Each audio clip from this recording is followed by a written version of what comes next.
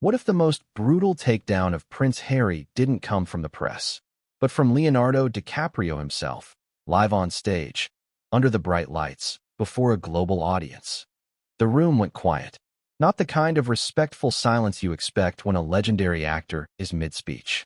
No, this was different. It was electric, heavy, charged with disbelief. At the 2025 A Year in Time Gala, an event known for celebrating icons, changemakers, and disruptors, no one expected the most talked-about moment to come in the form of a single sentence. And certainly not from the mouth of Leonardo DiCaprio. Because when DiCaprio turned to Prince Harry that night and uttered the phrase, "You know the one," the air left the room. Smiles froze. Glasses were lowered. Publicists reached for their phones. And Prince Harry, well, we'll get to his face in a moment. Before we continue, please hit the like button, subscribe to the channel, and turn on the notification bell for updates. But first, let's rewind. Because this wasn't random. This wasn't off the cuff. And this definitely wasn't a joke. This moment was months, maybe years, in the making. And the fallout? Just beginning. But before we unpack the aftermath, the headlines, and the whispered apologies behind velvet curtains, you need to know this. Leonardo DiCaprio doesn't speak without purpose. And Prince Harry wasn't even supposed to be the target. Or was he? Let's pull back the curtain on the moment the world saw something many suspected, but were too polite, too loyal, or too scared to say out loud. That maybe, just maybe, the once fiery prince, the rebel of the royal family, had become someone else's mouthpiece. Or, as DiCaprio allegedly put it, Meghan Markle's puppet. Too harsh? Too dramatic? That's exactly what his team wants you to think. But the cameras don't lie. And the faces in the crowd told the truth long before the headlines caught up. What led to this showdown between Hollywood royalty and royal exile? And why did it send shockwaves through Buckingham Palace, Netflix boardrooms, and Montecito's high gates? This is not just a celebrity moment. It's not just gossip. It's a cultural turning point. Because when Leonardo DiCaprio called out Prince Harry on stage, he didn't just humiliate a man. He popped a carefully curated bubble. One built by millions in PR strategy, years of interviews, documentaries, and exclusive Oprah specials. And suddenly, in front of A-listers, CEOs, and world leaders, that narrative cracked. But what exactly did DiCaprio say? And why now? Let's paint the picture.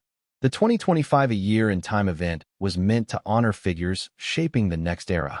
Scientists, activists, global influencers, and yes, Hollywood stars and ex-royals. Harry and Meghan were invited, but not as headliners. Their presence was quiet, strategic.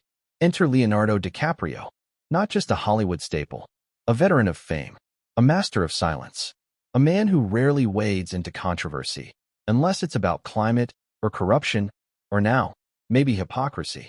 His speech began as expected, light, charismatic, engaging. But then the shift. He glanced in Harry's direction, held it, and then said, according to multiple live attendees and several leaked clips later removed from social media, "Some people leave institutions for freedom, only to find themselves starring in someone else's script." The pause, the look, the timing, then the zinger. We're not puppets. At least, some of us aren't. The crowd reacted before Harry did. Gasps. A few nervous chuckles. An audible, "Oh no." Was it a joke? Was it directed at Harry? Every sign pointed to yes. Harry's jaw clenched. Meghan, not present, allegedly texted a publicist within seconds. And Time's live stream suddenly experienced a technical difficulty for 13 seconds. Coincidence? Please. Here's where it gets even more tangled.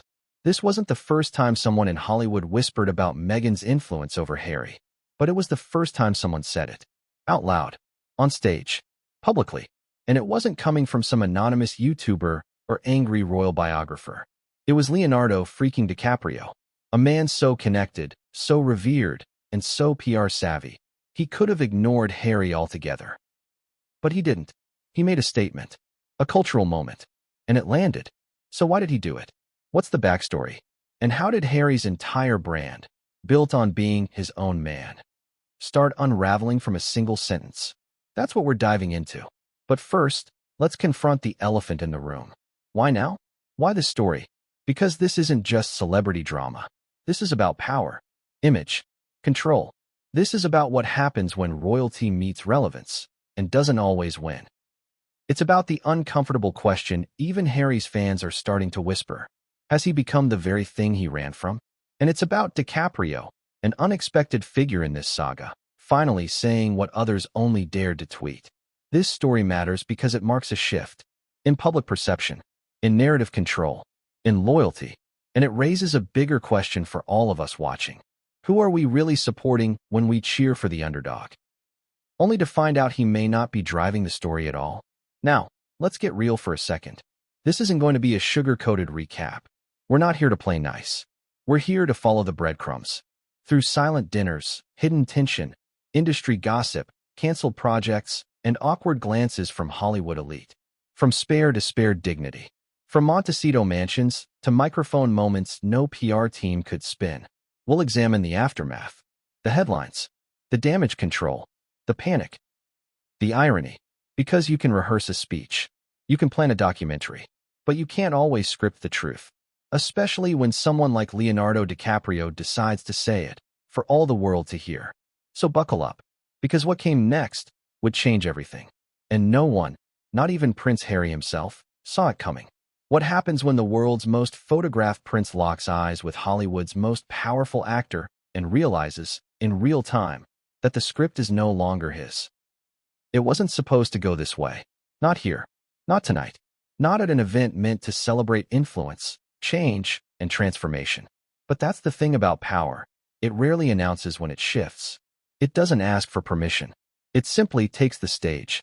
And that night, under the dazzling lights of the 2025 A Year in Time Gala in Los Angeles, a quiet coup unfolded. One that wasn't led with weapons or politics, but with a microphone, a piercing gaze, and a single sentence that cracked Prince Harry's carefully constructed world into pieces. The moment was small. A blink, really. But everything changed. Let's set the scene. The room where it happened. The Beverly Hilton ballroom was transformed into a shrine of modern legacy. Gold-trimmed banners hung from the ceiling. Each emblazoned with faces time had declared most influential. Round tables draped in crimson and ivory, flickering with candlelight, cradled glasses of Dom Perignon and plates sculpted like art. There were Nobel laureates brushing shoulders with TikTok influencers, politicians laughing awkwardly with musicians, climate activists huddled beside billionaires. The kind of night where everyone smiled, but watched their backs. Then came the power couples, George and Amal, Beyoncé and Jay-Z, Spielberg and his wife. And toward the back, seated beside Netflix's CEO, were Prince Harry and, noticeably absent, Meghan Markle. She had declined last minute, citing a family commitment. But speculation swirled almost immediately. Some whispered it was strategic. Others said it was a message, a power play, a shield. But it didn't matter, because Harry came alone, and that made him vulnerable. The opening chords. The program rolled on smoothly. Applause followed every honoree. Poignant speeches about innovation, resilience, climate, AI, and hope. Harry even nodded along to several. A few clapped extra hard when his face was shown on the side screens, perhaps in sympathy, perhaps in curiosity. Then, around 9:42 p.m., came the final keynote. The air shifted, because Leonardo DiCaprio took the stage. Now, let's be clear.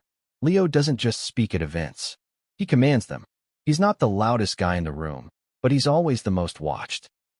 A man whose silence over the years has been his greatest weapon. When he speaks, it's deliberate, measured, and never, ever without intent. And on this night, the room leaned in.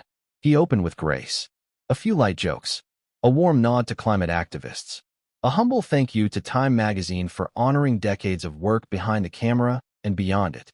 People smiled. They clapped. Then his tone shifted. He began speaking about authenticity. About how, in a world addicted to narrative, it's tempting to become a character in someone else's story. He referenced fame, manipulation, and the price of personal truth. And then, he paused, turned, looked directly at Prince Harry, and said it. Some people leave institutions for freedom, only to find themselves starring in someone else's script. It was poetic, sharp, daggered with subtext. But that wasn't the part that shattered the silence. He continued, voice steady. We're not puppets. At least, some of us aren't. The audience was frozen. It wasn't a roast. It wasn't stand-up.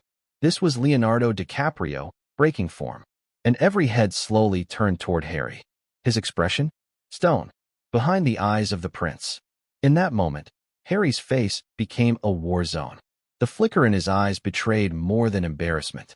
It was deeper, a wound reopened, like someone had peeled back months of coaching, therapy, and prepared statements, and touched a nerve that hadn't fully healed. You could see the flicker of fight, but it didn't rise. He didn't stand. He didn't gesture. He didn't laugh. He just sat there, isolated, like a spotlight was on him alone. This wasn't just a joke. It was an accusation. And from DiCaprio's mouth, it rang with credibility. The room reacts. There's a kind of silence that says more than screams. That night, it was deafening. At table 14, a Netflix executive shifted uncomfortably. One journalist, sitting in the press section, mouthed, "Oh my God," to another. A publicist whispered into a phone. The host attempted to keep her smile frozen in place. Half the room chuckled, nervously. The other half, quiet as marble statues. Some people didn't get the reference. Others got it too well. What made it worse? The timing. Just weeks earlier, the Montecito Files, a heavily leaked exposé allegedly featuring stories from former Sussex staffers, had been quietly circulating in media circles. It hadn't gone public yet, but everyone who mattered knew what was coming. And DiCaprio? He knew too. The joke that wasn't a joke. Let's stop here. Why would a man like DiCaprio, known for avoiding petty drama, take a shot like this? It wasn't just about Harry. It was about truth. About how certain public figures claim independence while moving in total lockstep with PR agendas. It was a dare, a cultural provocation, and it landed. Because it came from someone who doesn't need to be liked, who doesn't do podcasts or memoirs or docuseries with violin music behind them. Someone whose power rests in mystery. And in that moment, Leo said what so many had thought, but feared to voice. Is Prince Harry still Prince Harry? Or is he Meghan Markle's puppet? The aftermath begins. Back at the table, Harry's team scrambled. One aide allegedly pulled out a phone and typed furiously. Another leaned in, whispering something, only to be waved off. DiCaprio, unfazed, finished his speech. Poised, powerful, untouchable. He left the stage to thunderous applause. But Harry? He clapped slowly, mechanically, and for the first time all night, he looked like he didn't know what to say. Not publicly, not privately, because this wasn't just an insult. It was a shift. The narrative he'd controlled, through books, specials, interviews, had been hijacked in one sentence. And the man who delivered it didn't need to explain himself. He was the explanation. The world responds. Within minutes, X, formerly Twitter, exploded. Clips from the live stream were posted, then taken down. Time magazine issued a vague statement calling the moment unscripted. Hashtags erupted. Hashtag Puppetgate. Hashtag Leo Unscripted. Hashtag DiCaprio versus Harry. And Meghan? Sources say she was not pleased. But that story deserves a chapter of its own. Because what came next wasn't just damage control. It was a reckoning. For Harry. For Meghan. For the entire carefully manicured Sussex brand. And it started right here, with one speech, one look, and one question that echoed long after the curtains closed. Was this the night the world stopped believing in Prince Harry? Because if power is perception, then Leonardo DiCaprio just stole the crown. Why would a man who has everything, respect, power, silence, choose this moment to speak? That's the question people kept asking after the applause faded and the doors closed behind Leonardo DiCaprio. Because here's the uncomfortable truth. Leonardo DiCaprio didn't need Prince Harry. He didn't need the moment. He didn't need the headlines, the buzz, the viral clips, or the outrage. If anything, speaking out, especially in a way that could be interpreted as confrontational, was a risk, an unnecessary one. And yet, he did it anyway, which is exactly why it mattered. To understand why that sentence hit like a thunderclap, you have to understand the man who said it. Not the movie star version.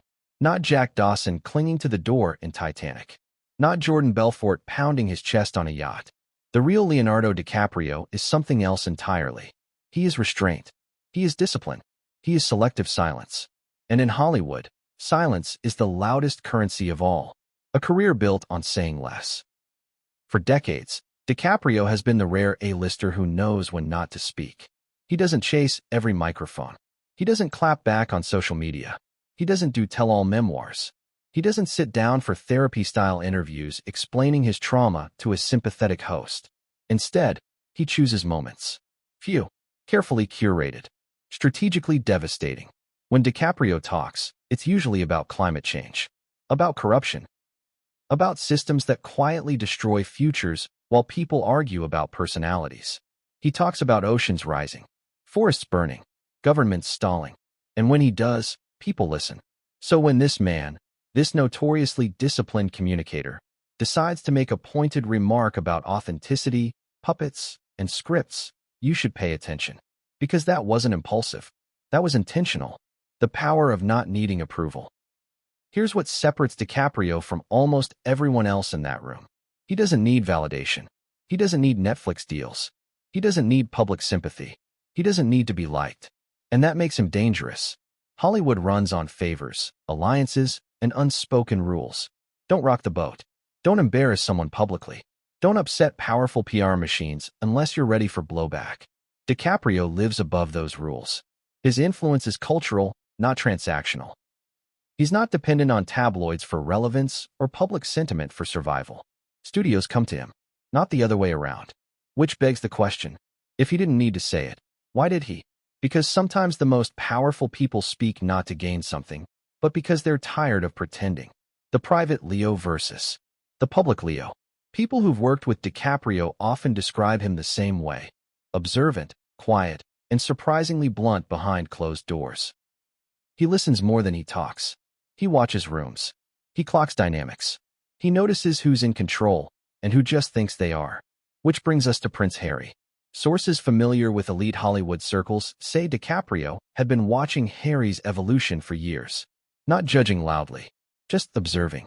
The interviews, the speeches, the repeated phrasing, the patterns, the same talking points, the same emotional beats, the same grievances, always framed the same way. And people started to whisper, not about Harry's pain, but about his autonomy. Was he speaking freely or reading lines? The script everyone noticed. Let's talk about the word DiCaprio chose. Script. That wasn't random. In Hollywood, a script is everything. It defines character, motivation, arc, and outcome. To accuse someone of starring in someone else's script isn't just a metaphor. It's an indictment. It suggests lack of agency, lack of authorship, lack of control. And DiCaprio, a man obsessed with choosing roles that challenge power structures, doesn't use language lightly. So when he implied Harry had traded one institution for another, one system of control for a new one, it wasn't gossip. It was commentary, and it echoed something Hollywood had already been saying quietly. Why Hollywood sees it differently. Here's something the public doesn't always understand. Hollywood doesn't view royalty the way the rest of the world does. Titles impress tourists. They don't impress producers. Once Harry stepped away from the crown, he entered a different hierarchy. One where relevance is measured by influence, not lineage. Where respect is earned through autonomy, not ancestry. And that's where Harry's image began to wobble. Because in Hollywood, independence isn't declared. It's demonstrated. And many insiders began to question whether Harry was truly independent or simply operating under a different management structure. One louder, more visible, more controlling. Why DiCaprio's words carried weight. If a comedian had said it, it would have been brushed off as a joke. If a tabloid had printed it, it would have been dismissed as cruelty. If a royal commentator had suggested it, it would have been labeled biased. But Leonardo DiCaprio, he doesn't have a dog in this fight. And that's why his words carried authority. They weren't fueled by resentment. They weren't driven by clicks. They weren't part of a narrative campaign. They felt observational, almost disappointed. Like someone finally acknowledging what everyone else had been circling around but refusing to name. The risk he took, and why he took it. Make no mistake, DiCaprio knew this would land hard. He knew Harry's team would be furious. He knew Meghan's allies would push back. He knew social media would explode. So why do it at all? Because sometimes silence becomes complicity. And according to people close to the situation, DiCaprio had grown uncomfortable with how conversations around truth and voice were being curated, monetized, and weaponized. He didn't like seeing victimhood become branding. He didn't like seeing trauma turned into product. And he especially didn't like watching powerful institutions be blamed for everything, while new forms of control went unquestioned. So he spoke, once, cleanly, and let the consequences fall where they may. The moment that reframed the narrative. That's why his sentence felt less like an insult and more like a verdict. It reframed Harry not as a rebel prince, but as a character in someone else's production. It suggested that leaving the monarchy didn't automatically make him free. And that idea stuck. Because suddenly, people started replaying old clips, rewatching interviews, noticing patterns they hadn't noticed before. The phrasing, the pauses, the emotional cues. Was Harry telling his story? Or performing it? And once that question enters the public consciousness, it doesn't leave easily. DiCaprio walks away, unbothered. After the speech, DiCaprio didn't linger. He didn't explain. He didn't clarify. He didn't apologize. He shook hands, smiled, and left. That alone spoke volumes. Because powerful people don't rush to justify themselves. They let the silence do the work. And behind him, as conversations erupted and phones lit up, Prince Harry remained seated, clapping, nodding, trying to hold composure. But something fundamental had shifted. Because now, the question wasn't whether DiCaprio had gone too far. The question was, what did he know that made him feel comfortable saying it out loud? And that question leads us somewhere even more uncomfortable. Because as it turns out, this wasn't the first time Harry's autonomy had been quietly questioned. Not by the public, but by people much closer to the power. And once you see what they'd been whispering behind closed doors, you'll understand why DiCaprio finally broke his silence. At what point does a rebel lose the script and become the thing he once ran from? That's the uncomfortable question hanging over Prince Harry. One few in the public dare to ask, and one even fewer inside his own camp want to answer. Because asking that question means confronting a deeper truth, that the fairy tale of escape, the modern-day royal-turned-revolutionary, might not just be fraying. It might have been an illusion all along. You remember how it started. The Netflix docuseries, the Oprah tell-all, the memoir, the media blitz. All of it framed around one central promise. This is Prince Harry, unfiltered. His voice, his truth, his journey. And for a while, people believed it. They wanted to believe it. Because who doesn't love a man standing up to centuries of oppression, finding his voice, protecting his family, and writing his own story? But somewhere along the way, the story began to feel rehearsed, familiar, predictable. And in Hollywood, in public opinion, predictability is death. The problem with playing the same note. Let's talk about emotional currency. When Harry first stepped away from the royal family, he had it in abundance. Sympathy, curiosity, a kind of moral capital. He was the brave one, the one who escaped, the one who finally told the world what so many suspected, that behind the palace gates, not everything glittered. But emotional currency has one rule. You either invest it wisely or spend it until it's gone. And over time, Harry began to spend it. Interview after interview, soundbite after soundbite, anger, pain, betrayal, repeat. And suddenly, the man once viewed as courageous began to be seen as something else. Not rebellious, not brave, but bitter. The audience shift that no one prepared for. This is where the shift started. Not in tabloids, not in Buckingham Palace statements, but in living rooms, in dinner parties, on social media feeds, in WhatsApp chats between friends who once defended him fiercely. People began to ask, wait, didn't he already say this? Is this really still about healing, or is it something else? Why does it always sound like a monologue? And worse, why do I feel like I'm watching a performance? Authenticity has a shelf life. Here's the paradox Harry never saw coming. The more he tried to control his image, the less authentic he seemed. The more he repeated "my truth," the more it sounded like a tagline. The more he described his trauma, the more it became commodified. Books, streaming deals, exclusive interviews, all wrapped in the language of vulnerability, but often delivered like PR statements. And in a media-saturated world, audiences can smell the difference. They know when a moment is raw, and when it's been run through 10 filters, 2 focus groups, and a legal team. That's what began to crack Harry's image. Not just what he said, but how often he said it, and how perfectly polished it always seemed. When victimhood becomes a brand. This is the part no one wants to touch. But we have to. There's a fine line between sharing pain and monetizing it, between raising awareness and raising your public profile. Harry began as a whistleblower of sorts. But over time, the message got muddy. The emotion felt mass-produced. Grievances became slogans. And the underdog narrative started to feel like a branding campaign. And here's the irony. In trying to break free from the image crafted by the royal family, Harry walked right into another one. Crafted not by a crown, but by a camera. Hollywood didn't buy it. Let's get brutally honest. In Hollywood, image is everything.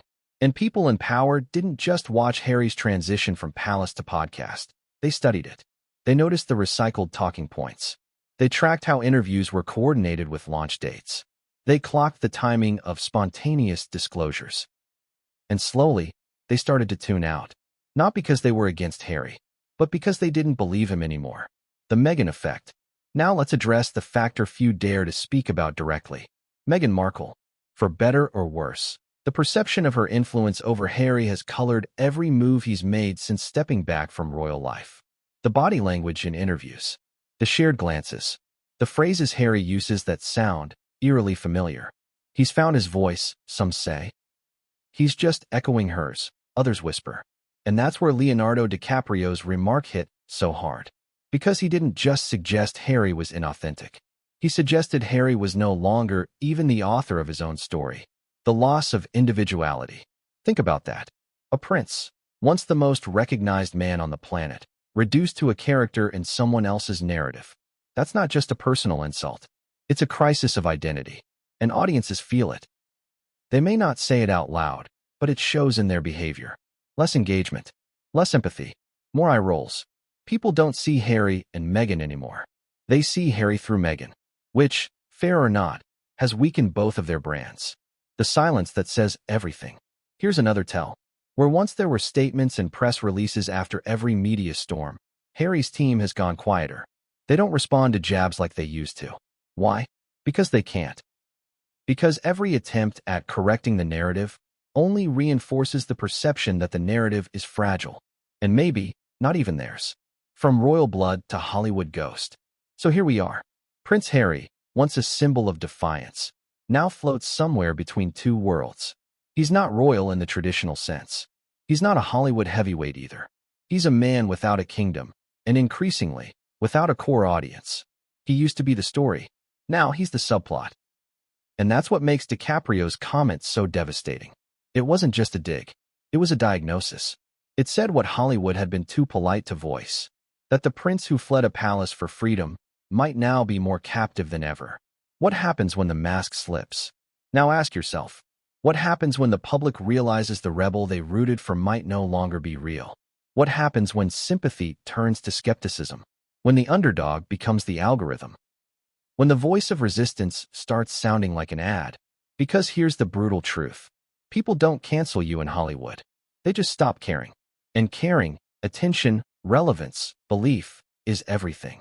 Which brings us to the next chapter.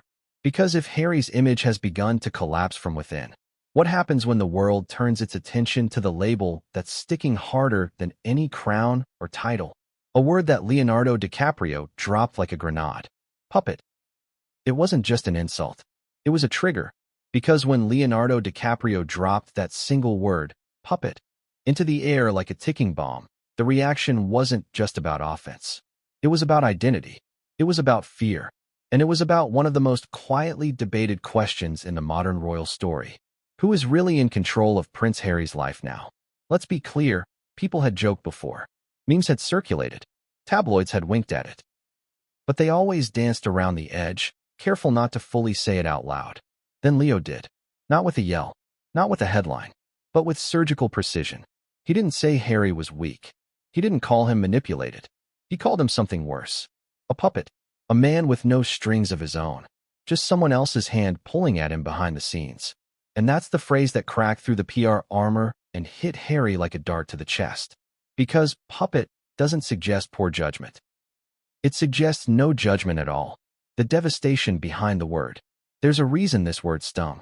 It's not just what it implies, it's what it erases. Dignity, agency, masculinity, self-worth.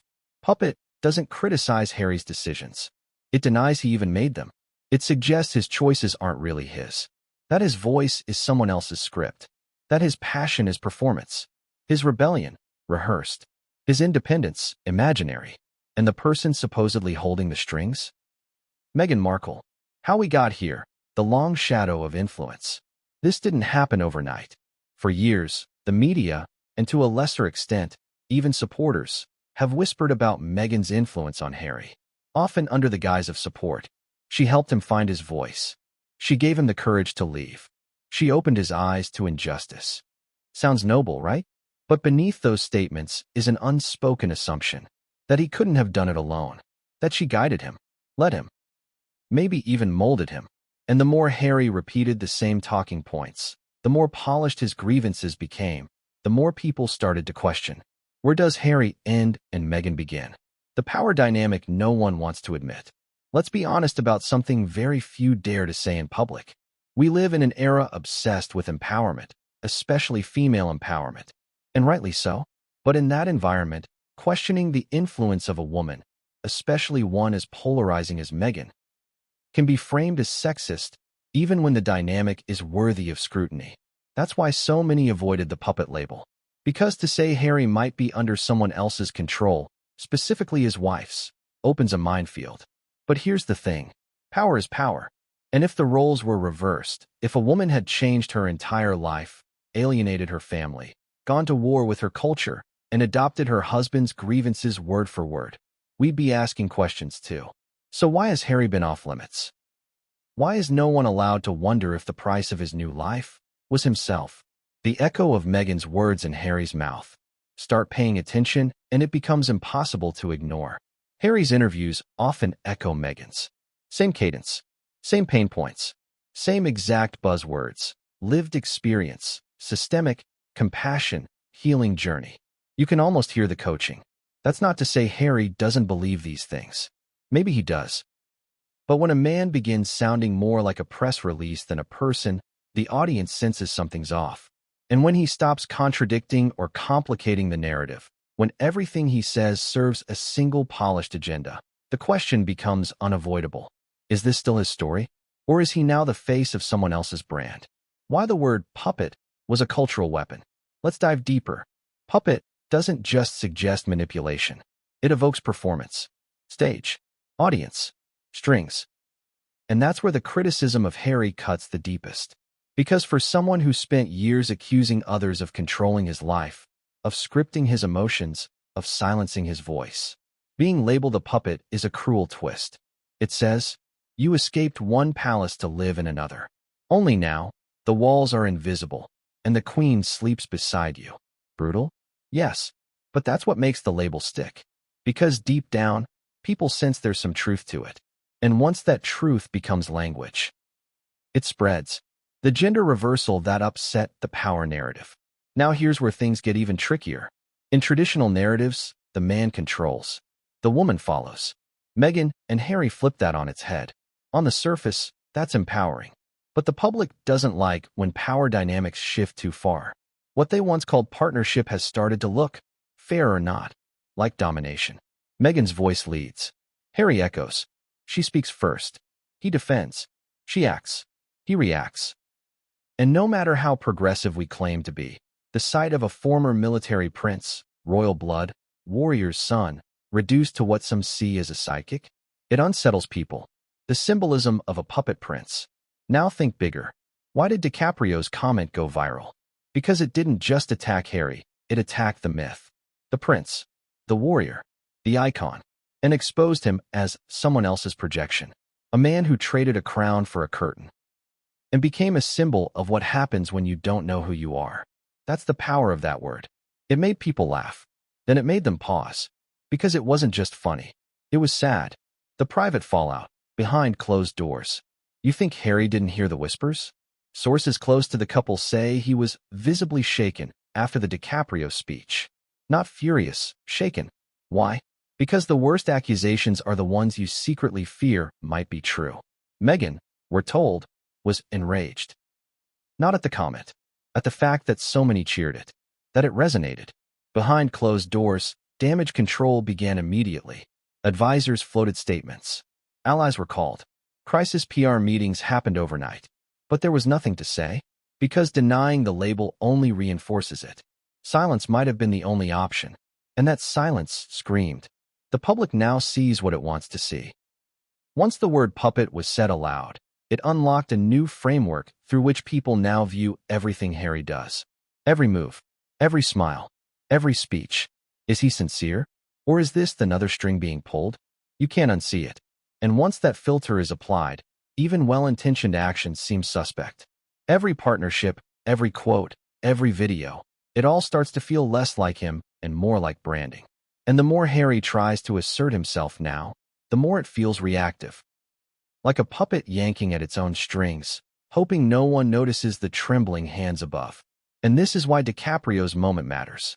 Because Leo didn't just humiliate Harry. He reframed him. He offered the public a new lens, and once people saw through it, they couldn't go back. Now Harry isn't just a prince without a kingdom. He's a man without a clear voice. A man whose identity has been blurred beyond recognition. A man who's still performing freedom, while maybe never truly living it. And the worst part? The next blow isn't coming from Hollywood. It's coming from inside Harry's own camp. Because behind the scenes, something is brewing.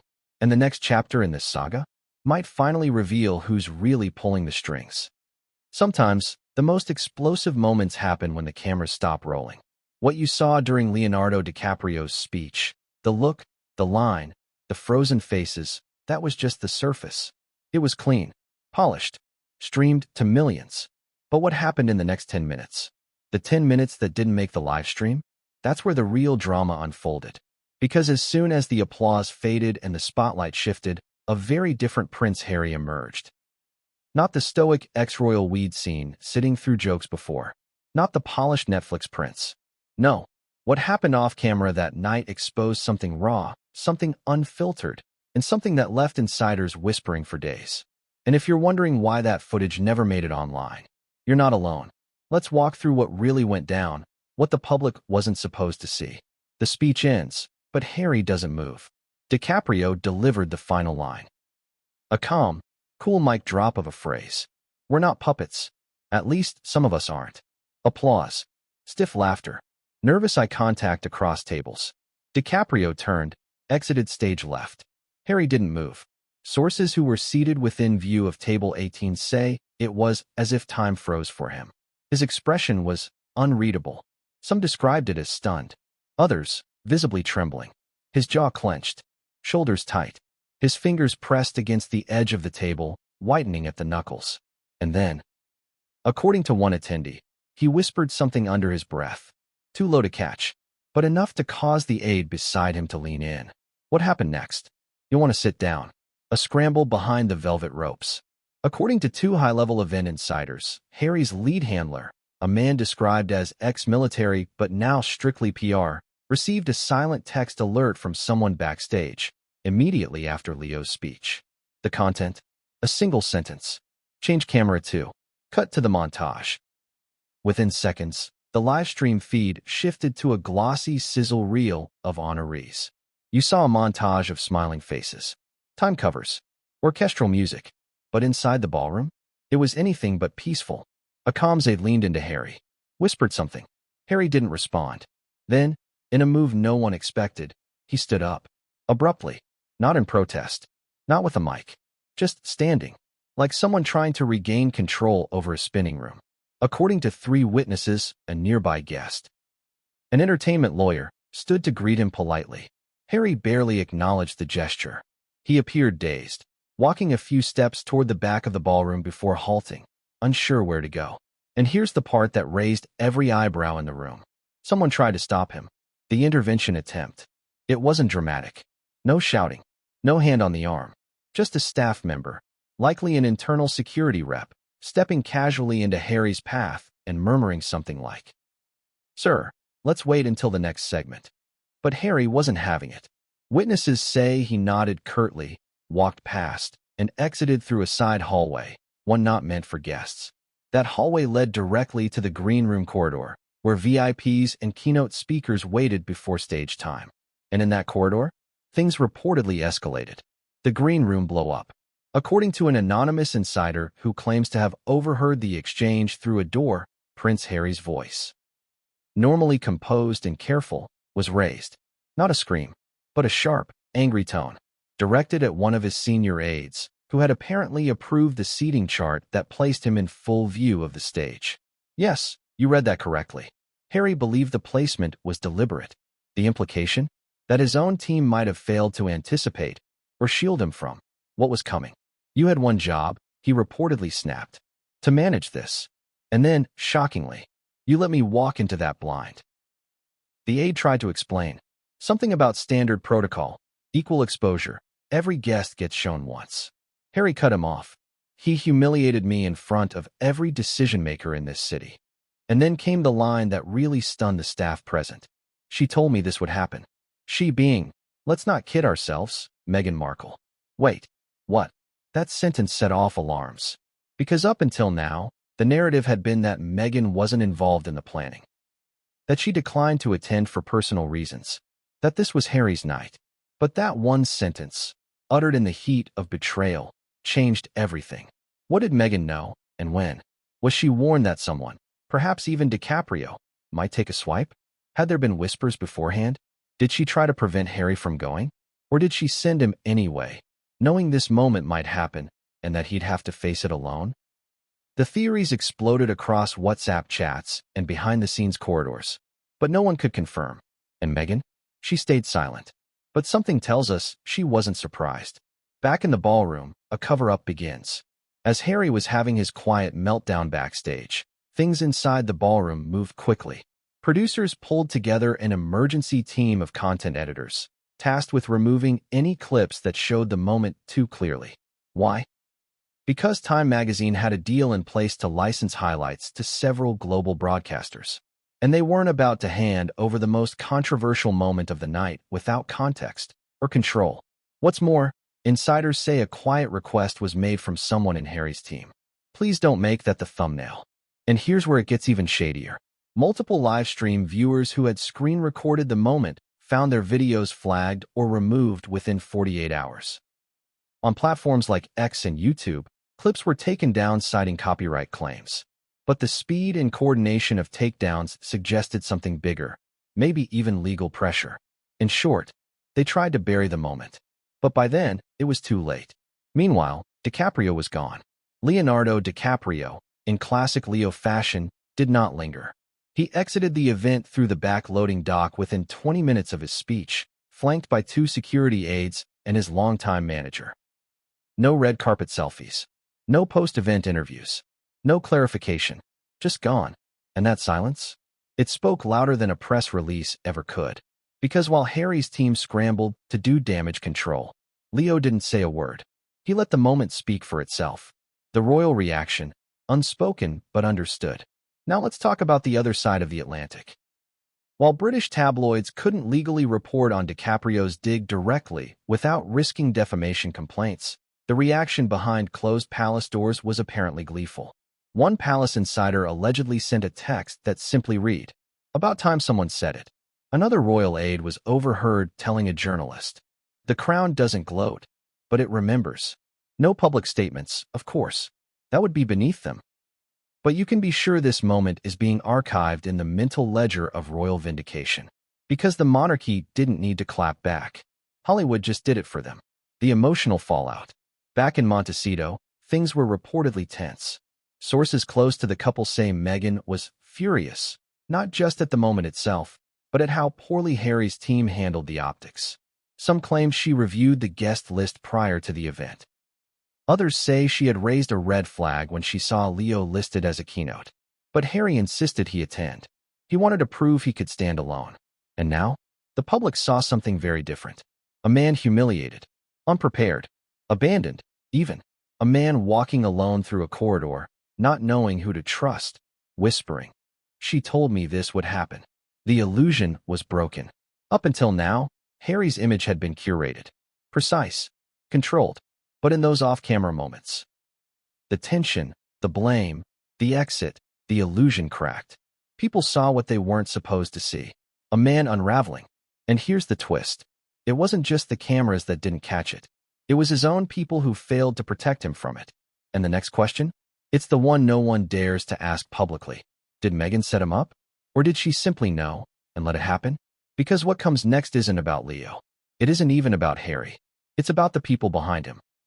And the one person who might just be ready to reclaim the spotlight on her terms.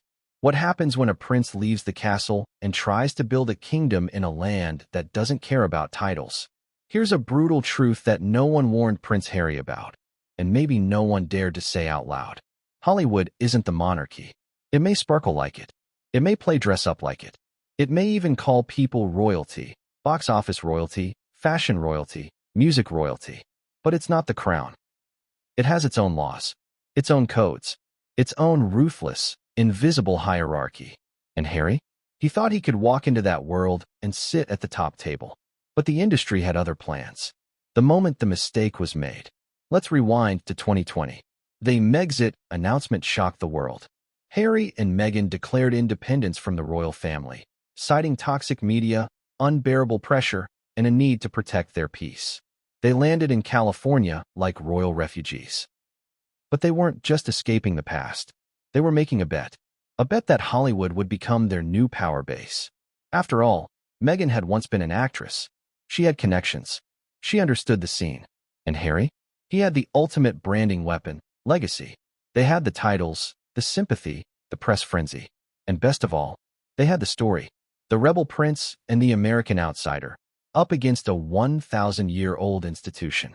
Netflix deals, Spotify contracts, book advances, celebrity neighbors, paparazzi trailing them like they were Beyoncé and Jay-Z. But here's what no one told them. In Hollywood, attention is cheap, and loyalty is non-existent. Why titles don't matter in Hollywood. This is the part Harry never understood. In the UK, his title opened every door. Rooms fell silent when he entered. Every word was recorded, analyzed, protected. But in Hollywood, you're only as powerful as your last project, your last number, your last audience rating, your last wow moment. Here, there's no built-in reverence for royalty. Why would there be? Hollywood has its own gods. Spielberg, Oprah, Beyoncé, Leo, Rihanna, Clooney.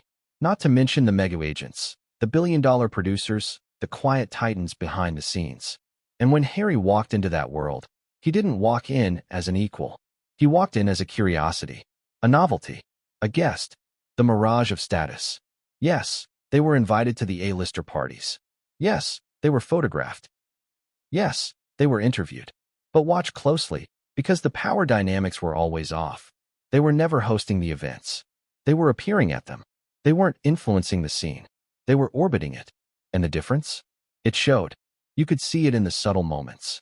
The polite smiles, the carefully phrased questions, the absence of genuine laughter from power players, the way people indulged them but didn't depend on them.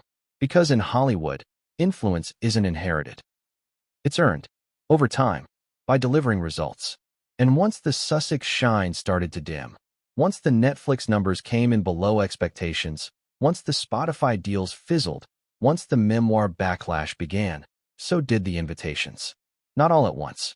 Just less frequent, less prominent, less important. The unspoken rules Harry never learned. There are rules in this town. You don't preach too hard unless you're bankable. You don't play victim too long without evolution. You don't become a brand until you've proven you can sell one. And above all, you don't act like you're owed anything. Prince Harry may have fled the monarchy, but he carried its expectations into every room. He expected reverence. He expected deference. He expected Hollywood to work for him. But this isn't the royal court. This is an industry built on survival. And survival means relevance. The Meghan factor, revisited. Now let's add another layer. Because while Harry was learning these painful lessons, Meghan already knew. She understood Hollywood. She understood perception, positioning, proximity. She also understood this cold fact. Harry's title could open the door, but only her vision could keep them in the room. And so, she took control, crafted the image, polished the brand, scripted the appearances.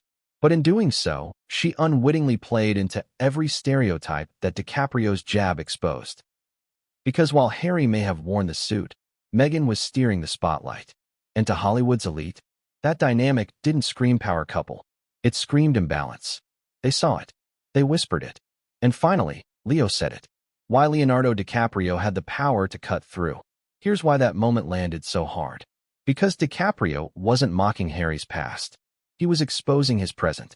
And it came from someone Harry couldn't dismiss. Not a tabloid. Not a royal hater. Not even a political opponent. It came from a man who had mastered the very world Harry was trying to conquer. Leo wasn't mocking his pain. He was mocking the illusion of power. He was saying, without saying it, you left one throne hoping to claim another. But this isn't your kingdom, mate. And the room knew it. The quiet rejection. Insiders say that after the Time Gala, a subtle freeze began. Calls unanswered. Events already at capacity. Former allies suddenly too busy for coffee. No one sent formal letters. No one canceled contracts, yet. No one burned bridges. But Harry's name? It started moving further down the call sheet. And in this town, that's death. The monarch versus the mogul. Let's compare. In the UK, Harry was a prince by blood. But in Hollywood, he's competing with moguls.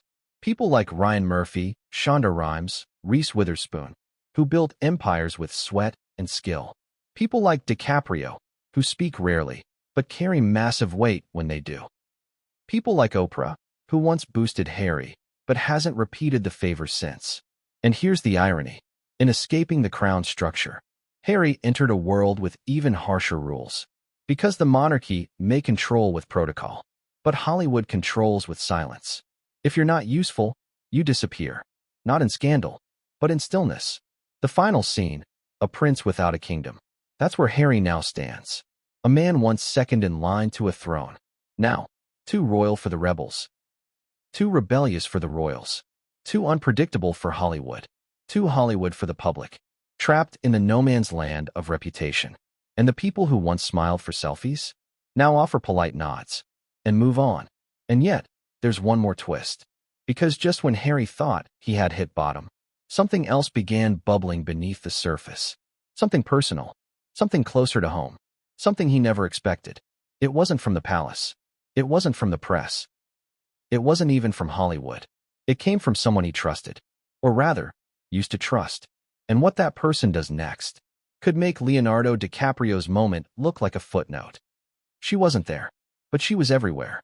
When Leonardo DiCaprio delivered that brutal line, "We're not puppets." At least, some of us aren't. The cameras caught Prince Harry's face. But in that moment, nearly every person in the room thought of someone else. Meghan Markle. And that's what made it so chilling. Because even in her absence, even without a single word, glance, or statement, Meghan was the ghost in the room. She haunted the line. She haunted the silence. She haunted the aftermath. Not because anyone said her name, but because no one had to. The power of a shadow. Let's break down what made this moment so piercing. In PR, perception is everything. And perception often moves faster than reality. By the time DiCaprio took the stage, Meghan's image had been through the media blender. Worshipped, criticized, defended, mocked, elevated, deconstructed. But one thing had remained consistent. Her perceived control over Prince Harry. Every joint interview. Every staged photo. Every Zoom call with them side by side. Every quote that felt a little too rehearsed. It all added up. And on that night, when Harry was seated without her, visibly alone, clearly unprepared, it only emphasized what many had suspected. Without Meghan, he looks exposed. Not just emotionally, structurally, strategically, narratively. She had always been his shield, his advisor, his filter. And now, the shield was gone. And for the first time in years, the world saw Harry standing on a stage not just physically alone, but ideologically alone. And it wasn't working. Why her absence screamed louder than presence. Meghan declining to attend the 2025 A Year in Time event wasn't just a calendar decision. It was a statement. But what kind of statement? That's where the speculation begins. Some say she anticipated the mood of the night. That whispers had reached her in advance. That DiCaprio had something sharp in store, that some high-level attendees were done pretending. Others say it was punishment. That Meghan had advised against Harry attending. And when he insisted, she stepped back, not as support, but as consequence. Still others suggest she's pulling back from the Sussex brand altogether. That she's seen the numbers, the engagement dip, the growing criticism. And now she's quietly plotting her own reemergence, separate, sleeker, rebranded. But regardless of which theory is true, one thing became clear. Meghan's absence defined the night as much as DiCaprio's presence. And in the public's mind, it only reinforced the label that hurt Harry the most. Because if he was being called a puppet, the room was silently asking, "Where's the puppeteer?" Every line about control was about her. Let's revisit DiCaprio's words again. Some people leave institutions for freedom, only to find themselves starring in someone else's script. Every syllable dripped with implication. It was poetic, yes, but poetic doesn't mean vague.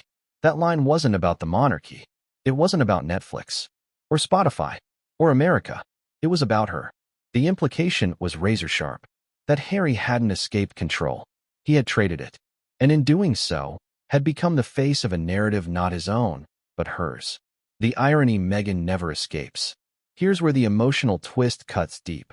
Meghan Markle once said all she ever wanted was to use her voice. To be seen, to be heard, to be understood. And yet now, she's being spoken about in whispers, in allegories, in metaphors from Oscar winners who never say her name, but leave no doubt who they mean. That's a different kind of silencing. Not the royal family's version, with protocol and press offices, but Hollywood's version. The version where the industry doesn't attack you directly. It just begins crafting alternate truths around you, until your presence becomes your absence, until your silence becomes your reputation, until you no longer need to attend the event to be the loudest name in the room. Harry's performance became Meghan's reflection. One of the most striking dynamics of the night wasn't Harry's reaction, it was how much it looked like her. The frozen face, the polite smile, the strategic stillness. That wasn't the Harry we saw years ago, the laughing soldier, the candid brother, the red-cheeked royal who once dragged a reporter into a mud pit. This was Meghan's Harry, composed, curated, and now crumbling. That's the paradox. In trying to make him invincible, Meghan may have made him dependent. And without her physically there to hold the moment together, it all began to fall apart. Back in Montecito, the silence was deafening. According to one insider, Meghan was watching the live stream when DiCaprio made his remark. And when it landed, she didn't flinch. She paused the stream, stood, and walked into the next room. The staff didn't know whether to follow. They waited. No one moved. 15 minutes later, she returned, phone in hand, calm, no visible emotion. She reportedly said just one sentence. They're going to run with this. And then began drafting an internal memo about media monitoring for the next 48 hours. Because Meghan doesn't react. She plans. But here's the twist. She didn't defend Harry. At least, not publicly. Not internally. Not yet. And for those watching closely, that said everything. Is she letting him take the fall? That's the question insiders are now debating. Has Meghan quietly decided that Harry, the brand, is no longer worth defending? That letting him absorb the hits buys her time? Sympathy? A cleaner break? It wouldn't be the first time Hollywood watched a power couple fracture in silence, long before the world realized it. Because here's the reality. Meghan's next chapter can't start until this one ends. And this one is bleeding out in real time. And yet, she's not done. Don't mistake her silence for surrender. People close to her say she's strategizing, rebranding, realigning, plotting a quiet return to the public eye. Not as a duchess, but as a mogul. She's reportedly been in talks with several major players, fashion lines, lifestyle brands, female-led business initiatives. A new website domain was purchased 3 weeks before the Time Gala. A separate Instagram handle, separate newsletter, separate tagline, the next chapter. No mention of Harry, not even a shared logo. And when you ask her people about it, they change the subject. Quickly, the narrative is slipping. The truth is, DiCaprio's remark didn't just humiliate Harry. It destabilized the foundation Meghan spent years building. Because now the public is questioning everything. Was this ever real? Was Harry ever in control? Was Meghan ever going to share the spotlight? And if the answer to those questions is no, then who was really the architect of this entire royal exit? Was it about healing? Or was it about power? The cliffhanger Meghan can't control. Here's the poetic injustice. For years, Meghan demanded to be heard. Now, she's the one people talk about without listening to. She's the subtext, the metaphor, the ghost. She wasn't there that night.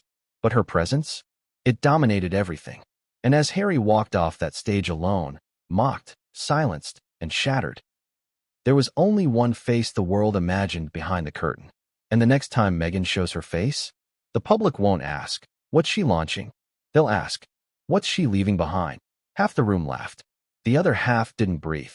That's the thing about a perfect line, it doesn't just land. It slices. And Leonardo DiCaprio's choice of words at the 2025 A Year in Time Gala didn't just provoke murmurs. It split the room down the middle. The moment he uttered those 9 devastating words, "We're not puppets. At least, some of us aren't," everyone stopped pretending. Because in that instant, the line drew more than just attention. It drew a line in the sand. And depending on where you stood, you were either nodding slowly, trying not to smirk, or frozen, gritting your teeth, wondering how the night had turned so fast. The sound you can't rewind. Here's what most people didn't hear through the live stream. The collective gasp. The staggered chuckles. The sharp inhale from the Netflix rep 2 tables over. The audible "damn" whispered by an assistant producer near the AV booth. It wasn't loud, but it was real. And it spread. Like ripples on the surface of a perfectly still lake, the words reached every table in waves. First the front rows, the heavy hitters, the people who've worked with Leo, people who understood the subtext immediately. They gave restrained reactions, controlled smiles. The kind of micro-reactions only trained media faces can pull off. But it was the middle tables, the publicists, the agents, the editors, who couldn't contain their reactions. That's where the stifled laughter came from. The amused glances. The looks exchanged like, did he really just go there? Yes, he did. And in doing so, he forced every person in that room to choose. Are you with the illusion or with the truth? The Meghan-Harry divide in real time. Let's not sugarcoat it. There's a real divide in the entertainment world when it comes to the Sussexes. Some admire them. Some tolerate them. Some mock them behind closed doors. But almost no one is truly neutral anymore. And DiCaprio's line? It forced all of those simmering opinions into the open. People who had publicly supported Harry shifted in their chairs. People who had privately questioned the authenticity of the brand allowed themselves to smirk. Even the media crews. Those who had written glowing pieces defended the couple on air.